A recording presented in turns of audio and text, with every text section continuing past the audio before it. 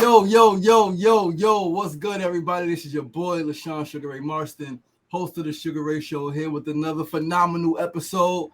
Man, today we got a very special guest, dear brother of mine. Haven't known him too long, but as they say, it's not the length of the friendship, it's the depth of the friendship, man. And just, a little over a year or two, man, we've built, incredible bond, man, deep bond where we've shared deep personal, emotional things with each other. We've laughed about a lot of things, man, talked each other through a lot of things. So I'm honored to have here as a guest the honorable Mr. Marc J. Kelly. He likes Mark Kelly. I say Marc J. Kelly because like legends have three names and you gotta say it right. Right. So we got the brother here, man. I'm gonna read his bio for you Bless, guys, brother. let you know who you'll be listening to, who I'll be talking to today in depth, and then we'll get right to it.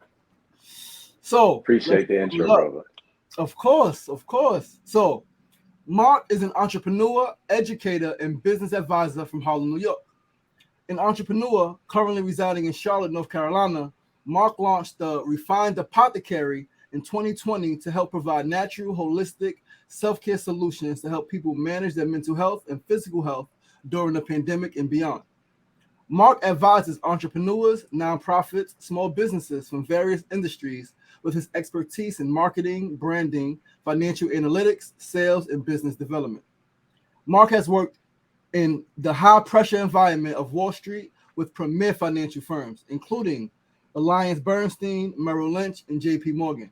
As a business advisor, he has worked with his clients. He has worked with clients that are food businesses at the Hot Bread Kitchen Incubator in East Harlem, tech startups with the New York Angels and the New York State Small Business Development Center, and businesses of several industries at the Harlem Business Alliance, Brooklyn Chamber of Commerce, and Harlem Chamber of Commerce.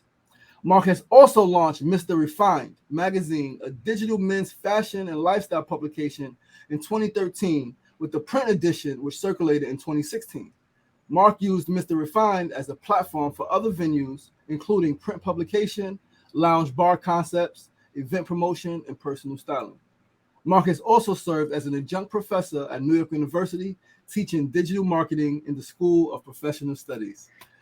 If that's not an honorable dude right there, man, I don't know what is. Many hats, many faces, many facets throughout his journey. Brother Mark, thanks for being the guest, man. Happy to have you here. How you feeling today, good brother? Listen, man, anytime I'm in your presence, I'm in a good mood. So we Gucci, bro. Everything's good. Appreciate you, man. So let's jump right in. You spoke about media, right? Just in your bio alone, right? Media, art, business advising, college, all of these things, teaching. What was first for you? Like, if you can go back and remember at the earliest age that you can remember, I'm good at this and this is what I'm going to do. What was that age and what was that thing? So fun thing is that I've never felt like I was good at anything. And that was Mm, why I felt like I was struggling to find my way, right? mm, Going back to the earliest things that I could think about, I could take you back to even going to college and only going because my grandma's wanted me to go, right? Like at the time, I was in the street, I was hustling, doing things, and I'm like, all right, I'm good. I'm good. Like, I'm 18, I gotta go to high school no more. I can do what I want to do. I'm outside, all of the things. And then, my grandma was sick at the time. Her health was declining. And I'm like, okay, at a bare minimum, I got to honor her because she wanted me to do this. I ain't trying to stress her out, right? Like, that's all I was on. I didn't think about her pending death that happened not too long later. But it was like, oh, yeah, no, my grandma's wanted me to do this. I ain't a bad kid. I listen to my grandma's, regardless of what everybody else might have said I was at the time. right. But I wasn't a bad kid. You know what I mean? So for me, it was like, all right, let me try to figure this out, even though I had no clue what I was doing, bro. You know what I mean? I remember a fun story. When I went to college, I remember when you got to choose your major. Mhm. And so my first major was business management because I told the career advisor that I wanted to be a manager. I was like, I want to be a manager. So I'm going to go get a degree in business management. And here we are. And they was like, yo, it don't work like that. I'm like, what you mean? Like, then why is it called business management? Right. So then we had some conversations and, over a couple of more months and just me studying, taking other classes, filling it out, I found my way to finance. And then from there, the way I chose finance, because when you looked up the course and the curriculum, it said that finance is the study of making money. Yep. And I was like, yeah, there it is. That's the one. Like that's the one. And I actually had connected back to something that had happened early in my childhood that I had totally forgotten about, which was we was on the train one time, and I was with my grandmother, and we was downtown, and we had seen some people with some suits on. I was like, yo, what they got on suits for? Where they going? They what they do? And she was like, oh, he a stockbroker. He work on Wall Street. And there it was. I was like, oh, I got to figure out how to work on Wall Street because my grandmother told me that important people work on Wall Street and they make money. And that was the thing. And I always, she always, as a young man, like, you might have seen the profile pic that I post sometimes with me and my grandmother when I was young. And, I had on a white suit then. Feel me? So, it was one of those things that I just felt in tune with. I felt right. So going into finance and then, really immersing myself in it. And I'm like, look, at the end of the day, no matter what it is you're trying to sell or do, you need to make money doing it, right? So if you study the study of making money, then you should be prepared for it all. And that was kind of how I ended up in finance. And then, watching a bunch of Wall Street and Wolf of Wall Street and all that other stuff got your head up. And now you're like, yeah, we getting it, boy. But yeah, that's kind of how I ended up in that space initially. No, that's incredible. That's incredible. You mentioned something, right? You mentioned something key. Being on the train with your grandmother, seeing people in suits, which influenced you at a young age, right? So can you talk a little bit about the influence, right? Because you mentioned your grandmother a few times. What influence did your grandmother have on you then, and how did that translate to now? Sure. Well, my grandmother raised me. My mom wasn't there. She was dealing with, alcoholism and drug addiction at the time. And, my father wasn't a thing at all. So, all I had was my grandmother. That was my shining light. That was my guidepost. She was a good Christian woman. I was raised in the Baptist church. So, I had all that energy on me, even though, where my spiritual journey is now. And I'm sure we'll get to that later. But that never resonated fully for me, like, right? But I knew that you had to be a good person, do the things, you don't go to hell, is lit, right? Okay, cool. So, so it's like, all right, I can do that. All this other stuff y'all be talking about, that's a little aggressive, we'll work into that. And for me, seeing how much people loved my grandmother and how she helped people and looked out for people, I always was like, well, that's how you do it, right? At a bare minimum.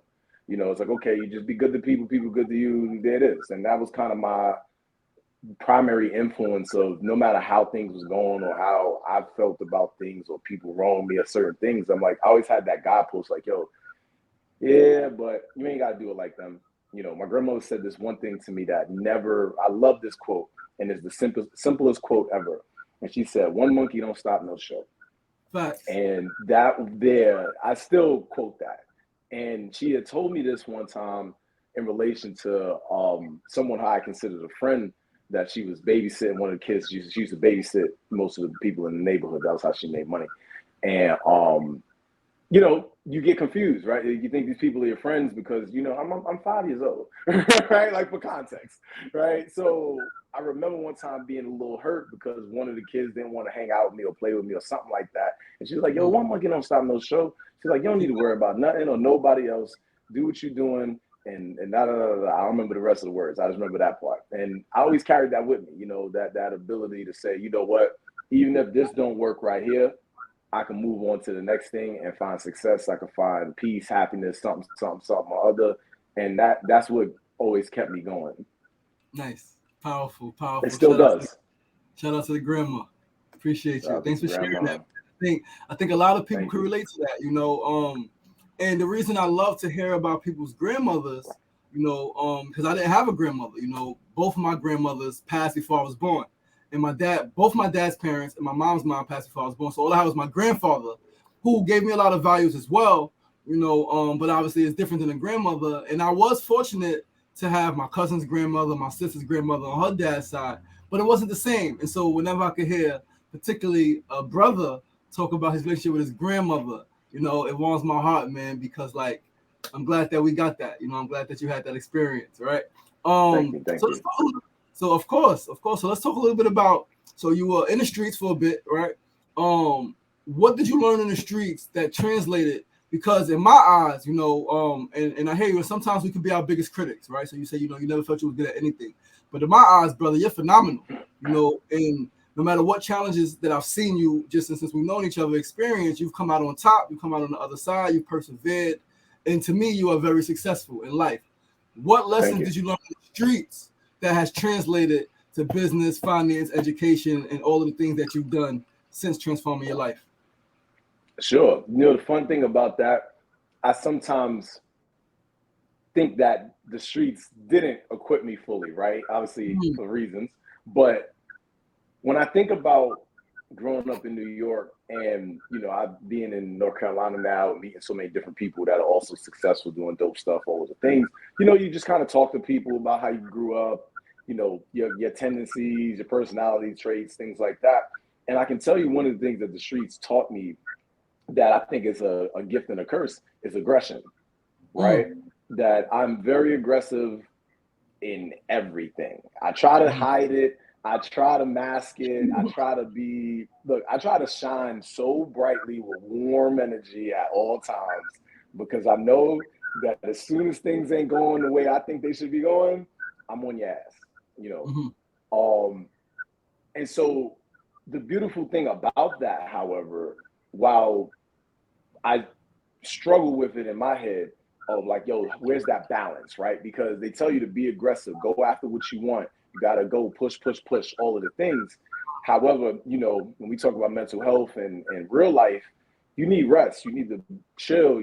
Sometimes you got to let things come to you. You can't force it, right? Like it's like playing ball, right? Like you can't force the game. Like you got to let the game come to you. So, and I learned that in the street, quote unquote, as well. So it's like all of these intermingled themes. I would say that being in the street, if you force me to give people bullet points for this, it's like, yo, you got to be aggressive. You got to go for what you want. You can't take no for an answer because there's a lot of people out here that really don't want you to succeed or shine just because they themselves don't want to go for what they want to go for and it makes them uncomfortable. So you can't be distracted by that. The other side is, in plain English, just like in the streets, you got to watch your back because everybody sits and tells you all these nice things. They smile. People got suits on. You're in an office. You think that we in a safe space. You're not safe. You got to keep your wits about you. You got to make sure that you understand everything that people are saying, what you're agreeing to, what you're signing up for, because they'll blame you later. They'll tell you should have read that. You should have known better and all of these things. And it's like, well, what if this is my first time here? How do I supposed to know better? So it's things like that where it's like the delicate balance coming from the street and it being in these spaces is the part where you have to figure out how to navigate that feeling of like, yo, they trying to play me? Okay. So now what am I going to do about it? Because they are trying to play you. In plain English, they probably are, right? There's not even your intuition ain't wrong. It's just not like they trying to play you in a way where it's like dangerous for you, where they trying to hurt you or set you up or do anything like some street stuff, but more like, okay, you might lose your job here, right? You might get written up. You might get bad shifts because somebody in here is playing games or doing things. So it's just like simple things to remember to trust your intuition, advocate for yourself, speak up, and not being afraid that, like, hey, maybe they are trying to line you and maybe they are trying to get you up out of here. They don't want you to work here no more because reasons. Cool. Listen to what my grandmother said. One monkey don't stop no show. So you could go get another job. You could go get another hustle or something somewhere else. And don't let this over saturate your psyche in terms of your self-worth or how you view your ability. Or like I said, I feel like I'm not good at anything. The reason why I say I'm not good at anything, Ray, just to divert for a second, is because, my brother Mike that I introduced you to, he came to me one time and he was like, yo, the one thing you got to recognize is that you're a polymath. Now, you want to talk about the student becoming the teacher, right? Because up to that moment, I had never heard the word polymath. I'm willing to admit that on the air. I never even heard that word. And I'm well-versed, traveled in all the things. And I was like, okay. So I sit and I listen. And he's like, no, like you're good at a lot of things. And because the world, and then he tied to something that I've always been in tune with, is that the world wants to put you in a box, right? Yep. They want to celebrate the experts, but then they sit here and tell you that and then they cut off the jack of all trades, master of none quote, when the second half of that quote is, and that's better than being a master of one, right? because Powerful. the goal is to be well-rounded, which is Yep. why I went from going on my Instagram, my tagline from being, something in that lane of jack of all trades to Renaissance man. Where Yes, it's like, sir. nah, I'm good at multiple things, and there's a space to not only do that and flourish, but also then educate people on that Yep. concept of you don't have to be in a box, and you need to stop trying to put people in a box, because you yourself are in some box that someone placed you in, and it's not serving you, right? And then I can get into a whole bunch of systematic things, but in the interest of time, back to where we were, streets. Go for what you want, go for what you know. Don't, question your own intuition. Be adaptable like the streets. That's the third thing, right? Number two and number three, the piece between the, are they trying to play me and how to navigate, and then knowing that you got to kind of, roll with the punches, if you will. It's that piece, right? Is that, look, have you been outside for really real? We're going to get into that. You probably done been ran down on before. Somebody tried to jump you. You've been in fights, or unfortunately, all this is unfortunate, right? But you still here talking about it that we listening to the show, and that means that you figured something out, right? You figured out how to Yeah. survive. You figured out how to roll with the punches. You figured out, hopefully you figured out how to not get knocked out, right? Because that's fact. Right? At a bare minimum. At a bare minimum, right? And you figured out how to not be a pack. So with that said, when you think about business, entrepreneurship, even if it's in your regular career, you have to figure out how to stay nimble, how to stay adaptable, how to pivot, right? You hear that word pivot a lot, right? If you playing ball, right, and I'm gonna do this for the camera, right? Your pivot foot is on this side, right? And that's the foot you're gonna hold the ball and you're gonna turn, right?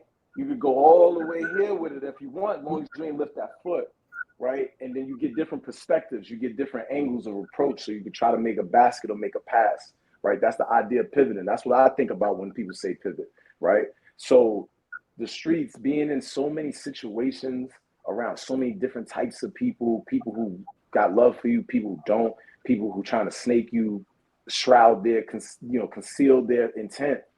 That happens in the corporate space and the entrepreneurial space too. There's people that's just trying to hit a lick, and they scamming. You got people that they trying to get this promotion, and they willing to sacrifice you, to get there. They step on your back to get there. Or, it could be a situation, they try to get the promotion, they're gonna steal your ideas, they're gonna steal your brand, the thing you came up with, they're gonna write their name on it.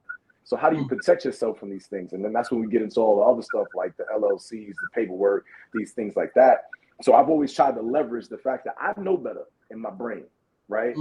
The world is, I don't have a lot of experience in some of these things, so I'm learning on the fly, OJT, on the job training with it all, right? But I went to school and I try to leverage that. Like, okay, I read them books and they told me how this works, so I'm not gonna let somebody that's talking a little faster than me at the moment try to convince me just because he got a shiny car, he got a better suit than I got on, or whatever it is, something that I think I want or aspire to have, or all the things, talk me out of what I know better. Even if there's a big number on the table, even if there's a great opportunity, I still know this not right for me. So I'm not messing with that. So yeah, you might still go back on the back end and cry to yourself, to your people who's on social, like, oh, I'm not where I want to be on all the things, but you still have your integrity. You know what I'm saying? And at the end of the day, I know I have my integrity, and I ain't never switch up on nobody or never make a move that I know is not the right play. I can sit here, some of them illustrious names you named earlier, and I can tell you about some of the instances where they wanted me to do things that wasn't above the line. And I'm like, nah, that's not, it's above the line legally. But my moral compass said, nah, I'm not doing that because that's not right. Powerful. And I don't work there no more. So no, what are you gonna do? You know what I mean? But the streets is, you know that in the street. You know when you're not supposed to do somebody wrong. 100%. You know when somebody say, yo, we can get over here and do this with such and such and them, and you be like, nah, man, because that's my man, or such and such, or that's such and such cousin. Right. I don't do that like that. And then guess what? Everybody still rock with you. They love you. Nothing ever comes to you. But them people that always take that shortcut, they might shine today, but tomorrow though, I want to see you tomorrow. See you in the morning. Man, them boys is rolling up. You know what I'm saying? Because them people done told on you. Powerful. No, thank you for all of that, brother. That was powerful. You said a lot just now. One thing you said particularly that stuck out for me, that I learned also in the streets was know when to walk away, right? Know when to walk the hell away. Know when, you know what? Even if it seems right? Even if it's not necessarily wrong, like you're not wronging nobody, but know when, trust your intuition, walk away, right? Know when Right. to walk away from deal, opportunity, a brand, a company, and whatever situation you in, know when to walk away, and that was a line in the movie Heat with Robert De Niro and Al Pacino. Yes. You got to be able to move when you feel a heat in 10 seconds flat or something like that. 10, 15 seconds, you got to be able Yep. to now like walk away from everything because I feel something else coming. That's not going to be Yep. good. None of us long term, right? That was one thing. And the second thing you said that always makes me laugh. So my dad was an entrepreneur. My dad had a cleaning company. My dad wore suits all the time. My granddad wore suits. I grew up definitely around men, a lot of men who wore suits. And I wore suits as a kid sometimes, right? But Mm-hmm. I remember realizing early on that the people with the shiniest suits were the biggest liars, were the biggest frauds, right? The people Right. in the streets rolling dice, they say you roll long, you roll wrong. So it's like if you talk long, you talk wrong. If you're trying to talk a Mm-hmm. long thing to explain something that should be so simple, then you're trying to wrap me up in something else beyond what it's supposed to be. And so I learned that, and it sounded like, I laughed because you being a kid recognizing, the suits is where the people work at Wall Street. I think at that age, my thing was the opposite. The people who work there, they're the biggest crooks, right? So that's real powerful, And just to harp on that, if I will, for 2 seconds, here's the thing, right? I took it a step further and said, well, if they the biggest crooks, how do I go over there and learn from them so I don't get took? Facts, fire. That's always been my angle in the back, right? Like I'm doing this for you, Ray. I'm telling my secrets. My secrets is if you telling me that they are master thieves, robbers, safe crackers, right? Like your Ocean's 11 type joints, Yep, right? I want to know all that too. Why? Because absolutely. it's like the same thing when you think about the tech space, right? And a lot of people may not know of this, but there's this concept of a white hat and a black hat hacker, Mm-hmm. right? So what that means is that, for instance, let's say China's been trying to hack the U.S. government servers, which is always a thing, by the way. If anybody didn't know, them in Russia, we always under cyber attack, right? So what happens is that the government will then go hire other hackers to work for them to help them find the exploits, the vulnerabilities, so that way they could shore that up, right? Yep. So in other words, what I'm saying to you is sometimes you got to go and hang out with the thieves, the killers, the robbers, the stealers and stuff. So you don't get stolen from, killed, or robbed for no other reason than that alone. Not because you associating with it, not because you say that you condone it. It's just say, hey, look, you might want to learn this a little bit, just in case somebody like me, like the robber going to tell you, like somebody like me who's not as friendly and not a nice guy, you might want to know this just in case you don't, so you know what doesn't happen to you. You know what I'm saying? So this don't happen to you type of thing. And I've always taken myself and put myself in positions where I can learn things from people that most people wouldn't sit up under and learn these things from, to protect myself, to teach other people how to protect themselves and things like that. So a lot of that being around the shiny suits and stuff, and you sit and you just be quiet for a little while, you learn some things that help you in the long run that don't necessarily. Yep. So I just wanted to add that in there real quick. Oh, no, powerful. So let's fast forward. So 2013, young man, finished college, doing all of this work. What inspired you to launch Mr. Refined magazine? What was going on in your life at that time when you had the idea and say, I'm doing this magazine, and how did that flourish? Sure. There's a two-pronged story that's longer, but for the sake of time, I was working with somebody that I had spoke to you about. We were supposed to work on a business venture, and that fell through. So, at this time I'm in grad school, right? I didn't stop working. I started on entrepreneurially in 2010, and I didn't went to business school full time. I'm in the 2-year program, trying to just get through it so I get to the other side. And I'm like, okay, I got to produce something. I got to be ready to do something after this 2-year crunch. And when that business deal fell through, I started working through some things, and I hit a wall. And I didn't know what I wanted to do. Going back to that, not knowing what I'm good at type of thing, or feeling like I know what's the thing to do, right? Mhm. And from there, I always tell this story. One Saturday morning after my first semester of business school was done, I sat down, I pulled out a pad of paper, and I wrote down everything I ever wanted to do since a kid, right? So Wow. everything on the list, from being a ninja to an astronaut to all these other things that got nothing to do with nothing, right? And then I go down the list and check them off in real life. Like, all right, well, I can't be a ninja because I'm 6'4", and they don't got 6'4" ninjas in the hood, right? And then it's like astronaut. I remember in high school when we had to learn scientific notation. They told me that to be an astronaut, you had to know all them crazy numbers. I was like, look, I know numbers, but these numbers don't make sense. I'm good on that. I I'll know. pack it, right?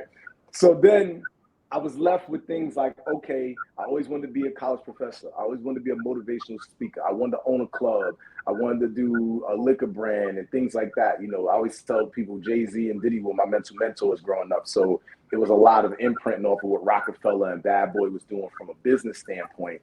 That was like, I'm like, ooh, I want to do something like that. Like, I didn't rap or do anything like that. So I was like, I got to figure out an angle that gets me hot and popping, so that way I could leverage that to do what they did. Because that was the concept in my head, not just being no superstar or nothing like that. I have zero interest in that, actually. So I wrote all that down, and then I prayed on it. I meditated. I set it down. I came back Sunday and was like, all right, so what are we doing now? Because you know what you want to do. You have skills. You learn some stuff. How you going to go get it? And from there, that club thing was sticking out to me. I was working in nightlife and had done nightlife stuff, promotion, all the things before. And I said, I'm going to go take a stab at that. So I ended up talking to some dudes in my program, and we ended up working on opening up a bar lounge concept down in Chelsea. And we was looking at Brooklyn for a minute. And, you know, as a Harlem dude, the old adage goes, you don't go to Brooklyn without your piece. So I was spending a lot of time in Brooklyn, in a lot of areas of Brooklyn that I can tell you growing up, you knew you weren't supposed to be at, which when I knew gentrification was real, right? But aside from that piece, went hard at that, got outbid by a juice bar on one of the properties that we had bid for. The guys backed out. They was like, hey, they was also in the program. They were a little older. They was like, look, I got a family. I got kids to feed. I got to go get a job. I said, all right, cool. I'm seeing it through. Because I did the job in corporate thing and bumped my head and was in finance during the financial crash. And I'm like, bro, I got to do something, because they tell you got to get a degree to get a job. I got a degree. I can't get a job. So now I got to do something, right? So I took the concept of what the lounge bar spot we was going to open was going to be, and I parlayed it back into what the magazine became, because the idea around the space was that GQ magazine do a party every day of the week. What would it be like? And that was going to be the space. So it was going to be this mashup of food, film, fashion, art, music, all these different eclectic things that I was going to bring and curate. And so I said, okay, well, since I can't do it in a space, I'll make a magazine and a lifestyle around it, and then I'll curate events, and then back into maybe having a space one day once I get traction. And that's how I ended up with Mr. Refined. Nice, powerful, powerful, powerful. What was in doing the magazine? So you said 2013 and 2016 it went print. What was the biggest challenge in that 3-year period, going from just digital to print? And what was the challenge? And then on the opposite side, what were some of the biggest highlights for you? Sure. Challenges was monetization. That was one of the main reasons why I went print, because we were in the digital space. A lot of people kept confusing the concept of what I was building with me just running a blog. And I'm like, nah, man, like I'm doing something where I'm trying to shift the culture, and we're doing events and we're curating experience. Like, this is not a blog. I'm not a blogger, right? One of the things I always talk about from that era that's still a residual from it is that I branded that magazine so well that people call me Mr. Refined, right? Yeah, we did. We did. Yeah, I do that. Yeah, right. It's all good, and I embrace it. But it's one of the things that I absolutely did not want to happen, because there was a reason why I made the logo a man in a suit without a head, because the goal was for every man to be Mr. Refined.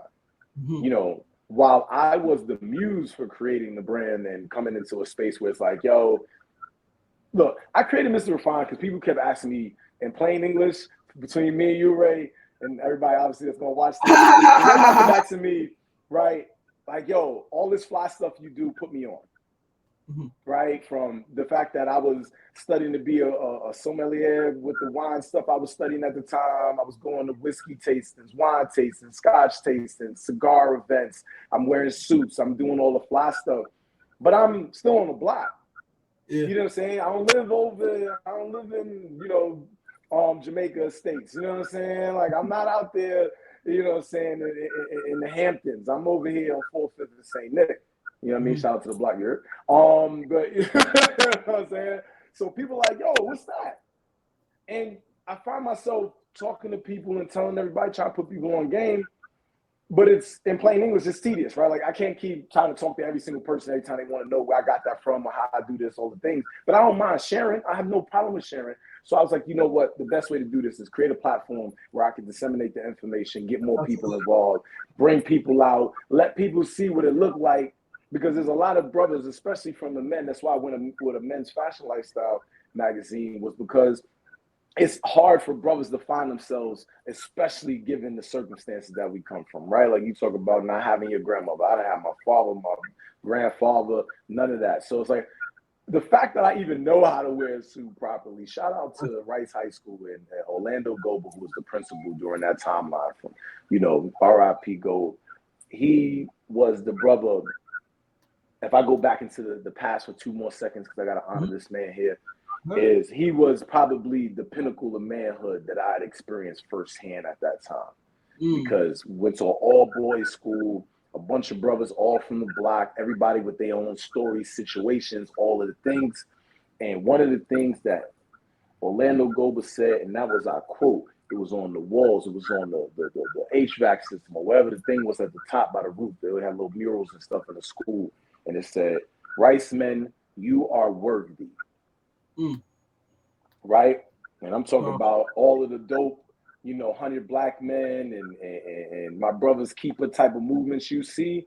I lived in one for the several years I went to high school, because that's what the experience that he was trying to teach young men. Like, yo, look, I know all the stuff that's going on outside, right? And I ain't going to talk crazy to you about it. But just understand that you have choices, young man, and you could do better than that. And from the fact that from being in, private school most of my life, my grandmother tried to do what she could. Shout out to that. And it worked out, apparently. Shout out to that. I knew how to do simple things like tie, right? Before other people did, because I went to Catholic school. You know what I'm saying? So we learned things like that. So then you're like, okay. So then now I got my man, he got an interview. He like, yo, man, I don't know how to tie this tie. You're looking crazy. I'm like, yo, bro, come here. Look you up, right? These brothers that's me the same age. Yeah. But I'm trying to do it in ways that is like, I don't want to make it seem like you got to come to me for it. I want you to find it in yourself. I want to give you the tools. And that's why I did the magazine, because I'm like, I had to give brothers tools to not, like the thing I said when, shout out to my brother Kells over there at Harlem Haberdashery, where I did the launch event for Mr. Refined. And one of the things that I always say, and I want it on my tombstone, is I got to get it tatted now that I've said it and thought about it. You better. Thoughts together, right? And I said, I'm not stunting on you. I'm stunting for you. Let's go. I'm trying to show you what's possible. I'm doing all of this stuff. I'm being the martyr. I'm burning myself at the stake to show you, like, look, man, somebody got to do it. Can't keep talking about it. You know what I'm saying? I just try to do my part. That'd be it. So that was the Mr. Refined magazine thing. It was like, let me create something for the people, because there's enough images and people in this media space that they even want to show you how great they are. They want to show you how well they shine when they get it, when they up. And I'm like, look, I'm going to show you how to shine a little bit, right? Because I'm only shining in my brain a little bit, right? Yep.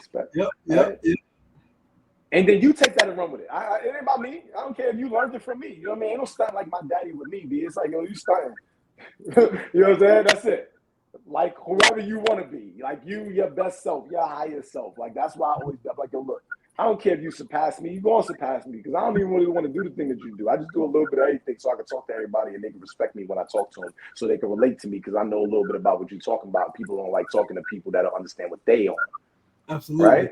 No, powerful. But I'm gonna pause, because I'm about to just ramble away the rest of the minutes of the show. No, I got you. Powerful. Appreciate that, man. So let's go. So magazine, you're writing, you're doing photos. At what point did art particularly photography and all those things come into play for you? Oh snap, you gone. You got some technical difficulties. Brother. Okay. Oh, you're going There in we and out. go. Yeah. Go. Yeah, my bad. I had a phone call came in. It shut me down for half a second. We good.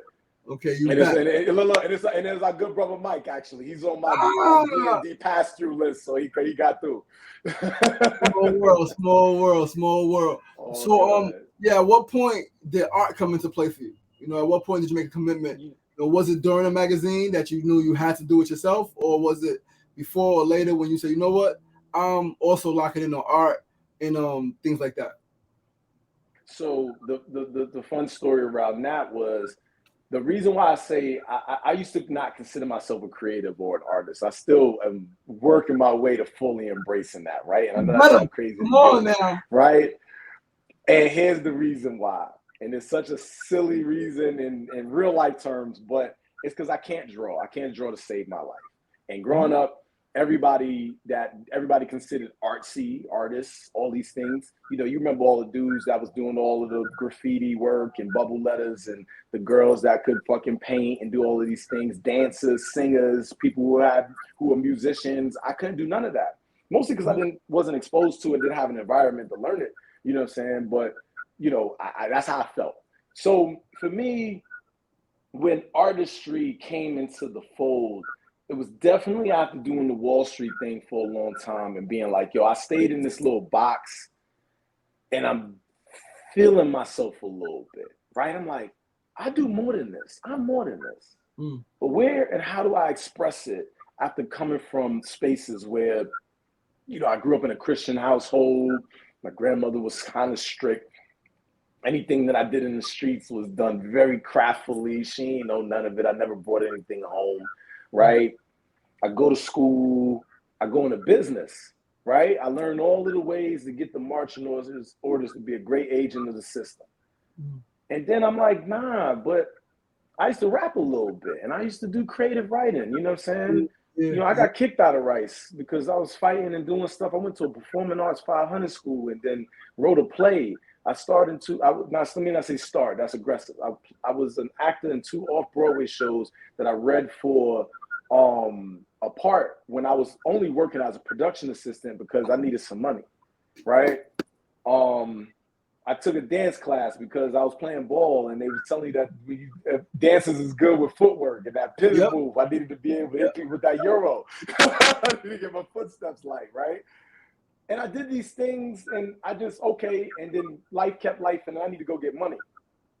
You know what I mean? You know, I never wanted to be a starving artist, right? If anything, I went to school to make sure I would never be starving, right? Absolutely. And then when artistry came into effect with Mr. Refined, it was a function of like, yo, I need to learn how to be a photographer because what if one of these photographers flake or I don't got the bread or whatever, and I need this. I need images. I need to show people what we're talking about.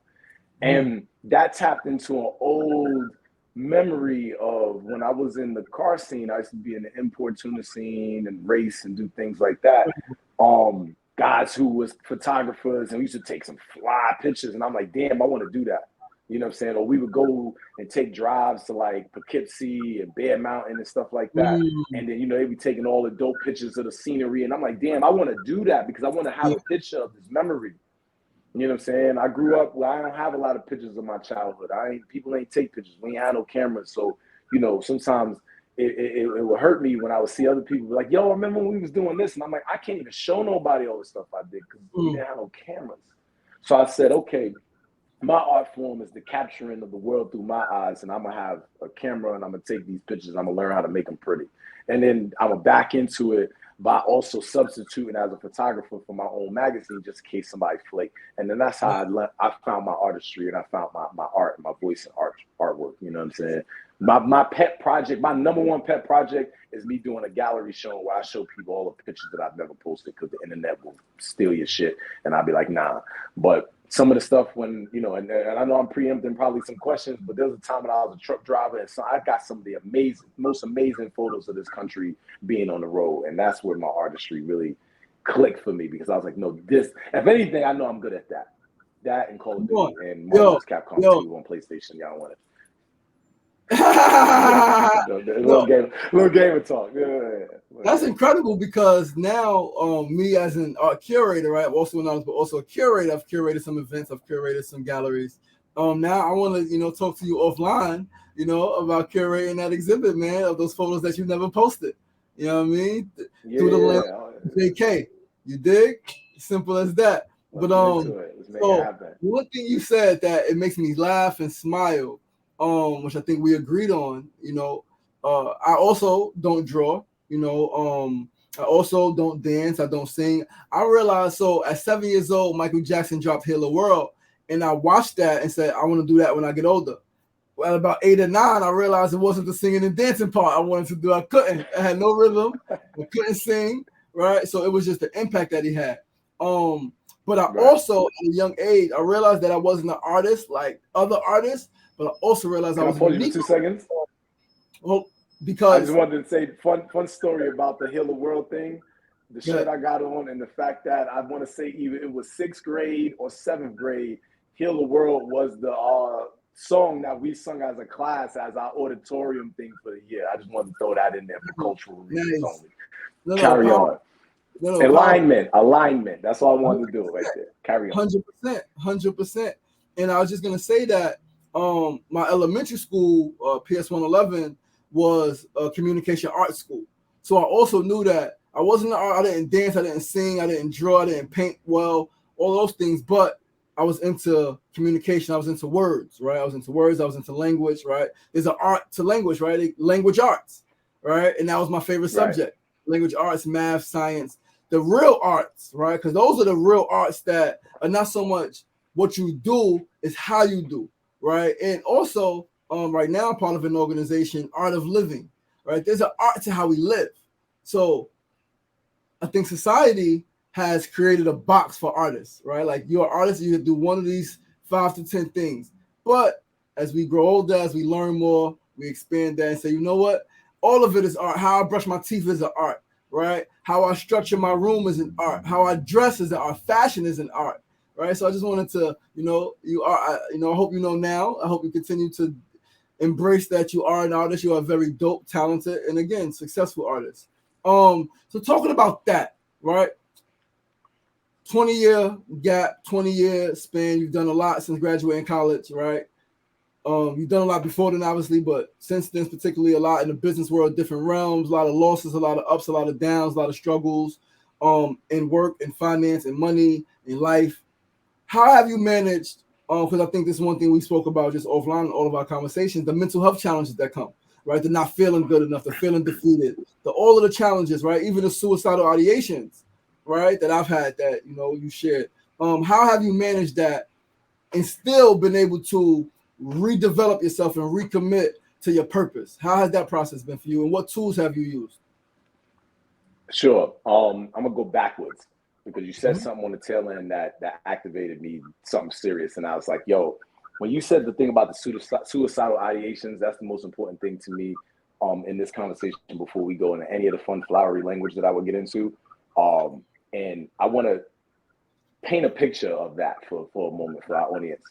And I want people to understand, at least in my case, and I know this is in the case of many others like me, and I hope this gives people a voice, is that when we're thinking about suicide, the act of taking one's own life, understand 2 components, one of the concept and then my own interpretation of where I'm at with it, and that might help other folks explain and give a voice to help people understand, empathize, and maybe take us somewhere where folks, look, I can't guarantee we're not going to feel like this, right? But I want to do something that hopefully helps people not act on it. And the first layer is that there's a pain that you want to stop. You know what I'm saying? Like you want the pain to stop. And you've done everything that you've been told, that you know, that you read about, that you might have studied, and the pain don't stop. The ringing in your ears won't turn down. Whatever the noise, the voices, whatever that is, it's like there's a concept that your brain can't let go of, no matter your best efforts. Why? Because there's a disconnect between things that your belief system, the things that make you as a concept, as a human, that's how you think the world's supposed to work. And you do all the things and you don't get the results. And you're like, all right, so what else am I supposed to do? So I try to tell people, I speak up, I make moves, I fight, I eat it, I take L's, I get wins, and some reason there's something missing, something ain't working. So how do I fix this? And then you go to ask for help, or you reach out to people and they fail you, or they hurt you, or they do all these things to you, or they make you feel these types of ways. And you like, yo, the people who tell me that they love me don't fucking get it. Then all these other people in the street, these random strangers, all these other things that everybody tell you, go get some help. Help from who? This random stranger on the suicide hotline, or this therapist I never spoke to a day in my life, or this intake personnel that's trying to, just do their job, right? They're good people, but they don't know me. So how are they really helping? Because after they do all of these things and I go home, I still got to deal with my same life, my same problems. After you say all them nice things to me, you give me all this guidance, you give me all these tools, these tips, right? You ask me about tools, I'm gonna get there in a second. But the tools, they cool, but they missing something. And that's the understanding, right? Like, and we say, well, people don't have to understand. I agree with that. Everybody don't have to understand because they went through it, but they got to understand pain. And everybody got to stop with the willful ignorance of just because pain doesn't look like your pain, that doesn't hurt the same. So for me, the managing and the working through it, I had to listen. I tried to commit suicide in 2017, right? And what took me over the edge was a bunch of factors of feeling like a failure and nobody telling me that I wasn't, nobody telling me that I was loved, that I was okay, or like one of the favorite things that I probably was going to work my way here, but since I'm here in the moment, I'm gonna say this to you, right? It's something that I said to our brother Mike, and I'm saying this to our audience, is that if you never produce anything ever again from this moment on to your life, if you've never produced anything that you feel is all of the things that people tell you that you're supposed to produce, you are valid, you are whole, you are important, you matter, you are supposed to be here, you serve a purpose, regardless of whatever it is these people try to tell you you're supposed to do. Because we live under systems that make us exploit ourselves for simple things like fresh air and clean water and healthy food for us to be able to eat, and spaces where we don't have to fear for our safety and worry about our children and our loved ones being, put in violent situations or anything that we wouldn't put them in, because that's not where we want to be. And I say that to you and to our audience because I want everybody to understand that, because it was something that I had to understand for myself, because I can't sit here and talk about mental health and suicide and not talk about that overwhelming feeling like, yo, for you to be the man, you got to do all of these things. You got to have all these boxes checked. And when you ask me about why I did all of the things and honored my grandmother, is a whole long ass story of why I did all of these things, because they said that's what real men do. You take care of their families, they provide us, they protect us. You know what I'm saying? And I failed and I've messed that up at different points. And there's times where no one ever came and said like, yeah, you messed it up, but you all right. Don't worry about it. I messed it up too. People messed it up before you. You ain't do the worst thing you could have ever did. It's okay. Right? Now, the second piece of that is when you talk about the suicide piece, my current favorite, I say favorite because I finally found the way to describe what I'm trying to say all the time, is give me liberty or give me death. I want the pain to stop. I just want the life that y'all told me I could have, the things that y'all told me I could do if I worked hard and I gave everything and I sacrificed and I left it all on the field. I just want the results, the trophy, the championship, the MVP, whatever that is, or just the happy life and the happy wife like they sell us on, right? Give me some of it, something, and when I think about my career, I think about the work I put in, the work that I put in the streets, all types of things. And it feels like at every turn in my life, people are doubting me. They try to talk to me like I ain't did it. Like I ain't got the degrees on the back of the wall right here. You know what I'm saying? The contrast's a little weird for the camera, but it's back there. I'm working on that for my next interview. Or at least when I start my podcast. Fuck that. Can I curse on this show? Of course. I know the I can. Sugar Ray show. Everybody know I cuss. I did. No. I Everybody know I cuss, man. Can I curse? No, but you gotta ask, can you curse? Because it's like a convention. You're supposed to do it. It's theatrics. Blessings on the brother Sugar Ray, who donated to me. Really borrow, lend it. The donated is the wrong word. Let's get our words right. Words matter. Who let me borrow his camera because I got scammed out of my camera a month ago while I lost my job, got laid off. And I was trying to sell my camera so I could upgrade to do more art and do more dope stuff. And he was like, yo, I can't let you go out like that. Yo, take this camera, do what you can do with it. You know what I'm saying? I know it's not the best, it's not what you needed, but I know you, and I know you can make things happen because I've seen you before and I've seen what you do. And I believe in you, brother. I ain't never met Sugar Ray in person a day in my life. And him being the person out of all of the people that I've touched, that healed, that helped throughout my life, for him to be the one. Blessings. Thank you. I know you don't got a studio engineer yet that they gumming with like the applause and shit. You know, we're gonna get there. We're gonna get there. But we're gonna take 5 seconds for anybody who watches, listen to this, to clap for Sugar Ray for all of the things that he does. The fact that he's even putting this show to highlight people such as myself and other dope people, to let y'all know that there are people who are just like you, that are seen, that are heard, and that, yo, thank you, bro. Look, the tears already happened, so I'm not gonna cry on camera on cue, but I appreciate you. But with that said, now back to where we was talking about with the thing. It's giving me liberty to give me death, because I'm like, yo, I just want to try to do the things, and y'all telling me I can't, and I'm not getting the results. And at a certain point, you just be like, yo, so then what the fuck am I doing under this for? And every time I have a conversation with you, Ray, and a couple other people that actually love me, and they actually love me the right way, you know, regardless of the fact that we only know each other for a couple of years, all those other things, you say the right things because you're a real person. And that's what gives me that, yo, yeah, they not my day ones and all that other dumbass shit that people be talking about, but it's a real person. Somebody that I look up to. I look up to you, Ray. I do. I look at all the work you're doing in Queensbridge and the hood, and I say, man, that's another arm, another extension of myself. I wish I could do that. But my circumstances and a bunch of other things prevent me from it on a certain level. But I do the work. I do my level of activism in different areas, right? We all in the fight together. So the people who march, the people who do the sit-ins, the people who do the hunger strikes, right? All are important. Because motherfucking RIP Harry Belafonte, right?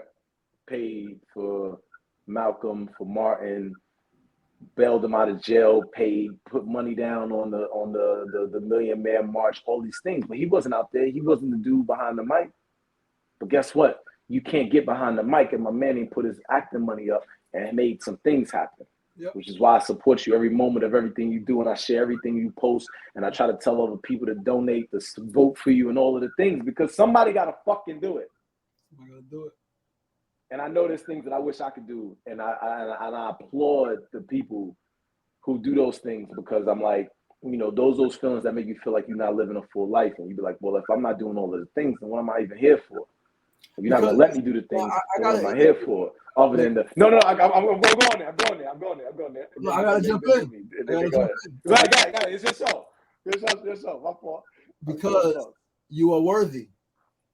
You see, you are worthy. Damn. No. See, you. This is why I ain't gonna come to the show. So you gonna do some shit like that. That's why I ain't gonna come up here. You are worthy, right? What happens a lot of times is that comparison is a thief of happiness. So too often, right? And it's real, right? We see brothers, we see sisters doing things that like, damn, I want to do that too. But for whatever reason, I'm not able to, or I'm just not right now. And sometimes we could feel like, damn, I'm not doing enough. But you said something. Even if you never produce another thing in your life, you are worthy. Because life is not about what you do, it's about who you are. It's about who you are, not what you do. So we got to continue to rebrand what life actually is. Life is not just a bunch of doing and producing. Life is, how are you being? Are you being optimistic even when things don't look like they're in your favor? Are you being a true friend even when people haven't been a friend to you? How are you being, right? How are you living? Which is why there's an art to living. And when we can really understand that, then that's when we just live life freely and fully, knowing that if we could do more, we would. And when we can, we will. But until then, all we could do is what we could do. And we got to learn to be satisfied in that, be comfortable in that. You know what? I'm doing the best I can right now, where I'm at and what I have.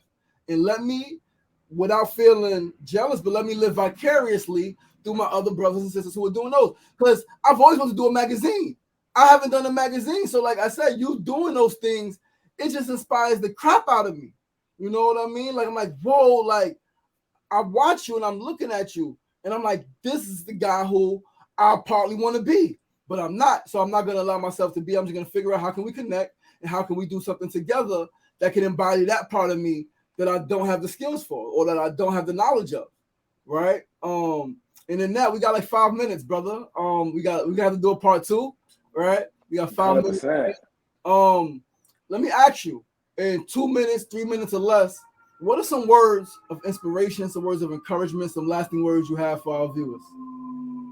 Sure. Wanted to finish up what I was talking about, the suicide thing, and I'll use that as my medium here. And it's really a thing of like, yo, how do you overcome that? How do you use that? It's to give me liberty, right? Not the death part. You say, yo, well, they don't want to give me, look, one of the things that has been the most liberating thing, and is one of the most cryptic things that one could ever say, is that, yo, nothing matters. It don't matter. Nobody cares. Right? And guess what? Nobody cares. Nothing matters. Do what you want. Do what you want. Because at the end of the day, when you pack it up, it won't matter. People will either love you, they might not love you. At the end of the day, like Frank Sinatra said, I did it my way. Yep. And then, you know, I try to lean into that as often through all of the mental health struggles. And then there's some days when the energy is low, the body don't want it, the brain don't want it. And you got to just be like, all right, well, fuck it then. Guess what? I'm just going to lay in the bed today. What you going to do? You going to come get me? Like, what they going to do? I'm going to just be here. I'm going to just ride. I'm going to just vibe. And then guess what? One day, like later, whenever that is, you're going to feel better. Don't let nobody make you feel bad about feeling better, right? Or, you know, one of the things I struggle with is that part where it's like, if I tell you I'm having a bad day or I'm in a bad mood or something bad happened to me, like my hand is all burnt up from when I had an accident last week. I'm in pain right now, but people want you to look like you're in pain for some reason to justify and show you grace. And I say, you know what? Screw all that. Do what you do, fight through it, keep going. Because at the end of the day, every time I've wanted to quit, it's like, what am I quitting on? Myself? What am I going to do? Okay, so I don't want to do Mr. Refined no more. I don't do Refined Apothecary no more. I don't want to do none of this other stuff. So then what you going to do? What you going to do? Oh, I'm going to go play video games, try to get paid at that. You got to work at that too. And you got to create a brand and post and do all of it. It's the same activity. So at a certain point, you got to say, you know what, fuck it. I'm going to do what I'm trying to do. And the people who rock with me going to rock. Look, shout out to the locks, you know what I'm saying? Because, yo, everything they always talk about, respect over money. Yep. And it broke my heart in the Dipset Locks versus because they got cooked. And I love the set. But, you know what I'm saying? I knew way more Lock songs and was singing them with my whole heart. Why? Because my spirit always said respect over money.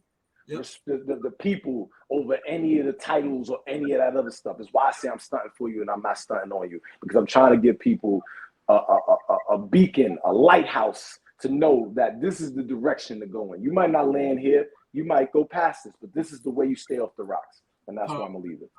Powerful. Yo, my brother, as I knew you would be, as you are, you're an incredible human.